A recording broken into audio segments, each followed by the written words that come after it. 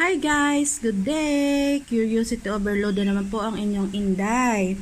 Sa amin pong paglalakad, ayan, may dun po kami nakitang isang puno na kay ganda, hitik na hitik sa bunga, namumula. Ganyan po siya oh. Ayan. Pumitas po ako ng isa. Tapos, ang kanya pong laman is pagka po siya bumuka na ganyan, yung makikita. Sino po ang nakakakilala sa inyo ng ano? Prutas ba ito? Or paano? Kinakain po ba ito? Ako po ay muling nagtatanong na naman sa inyo.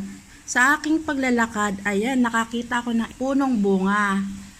At ito nga po ang kanyang laman sa loob. May itim na buto at meron po siyang parang nuts yung loob niya.